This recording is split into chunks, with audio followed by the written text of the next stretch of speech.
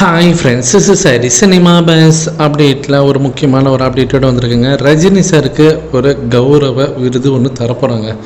கோவாவில் வர 20ஆம் தேதியிலேருந்து 28ஆம் தேதி வரைக்கும் சர்வதேச திரைப்பட விழா வந்து நடக்க போகுது. இந்த விழாவில் ரஜினி சாருக்கு ஒரு கௌரவிக்கக்கூடிய ஒரு விஷயமாக அவர் 50 ஆண்டு காலம் திரையுலகத்தில் பார்த்தீங்கன்னா சக்ஸஸ்ஃபுல்லாக வந்து அவரோட கெரியர் அவர் கொண்டு போனதுனால அவருக்கு பார்த்தீங்கன்னா ஒரு பாராட்டு சிறப்பு மிக்க ஒரு முக்கியமான விருது வந்து தரப்போகிறதாக ஒரு கௌரவ விருதுன்னு கூட சொல்லலாம்.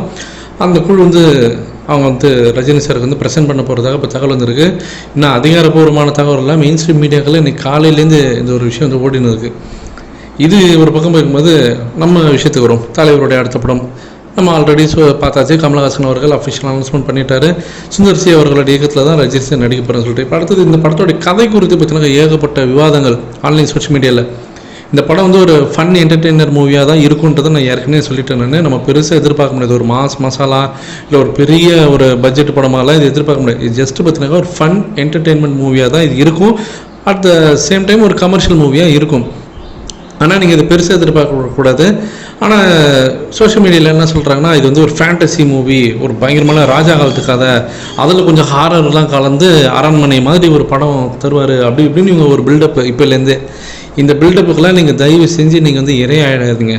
இந்த படம் நான் மறுபடியும் சொல்கிறேன், ஒரு லைட் ஹார்ட்டட் மூவி தான், ஒரு ஃபன் என்டர்டெயின்மெண்ட் மூவி தான் இருப்பது. ரொம்ப சின்ன பட்ஜெட்டில் ரொம்ப குறுகிய காலகட்டத்தில் ஒரு 2-3 ஷெட்யூலில் இந்த படத்தை எடுத்து முடிச்சிடுவாங்க அப்படின்னு மட்டும் தான் தகவல் வருது. இது ஒரு பக்கம் இருக்கும்போது ரஜினி சார் அடுத்தது ஒரு சில படங்களுக்கு கேமியோ ரோல் பண்ண போகிறார் அப்படின்ற மாதிரி இப்போ ஒரு தகவல். காஞ்சனா படத்தோடைய அடுத்த பாட்டு இப்போ ராகவ் லாரன்ஸ் எத்தனைக்கார் அந்த படத்தில் ரஜினி சார் ஒரு கேமியோ ரோல் பண்ணுவார், அதற்கான ஒரு பேச்சுவார்த்தை போயின்னு இருக்கு அப்படின்ற ஒரு நியூஸ் ஒரு பக்கம் போயின்னு இருக்கு.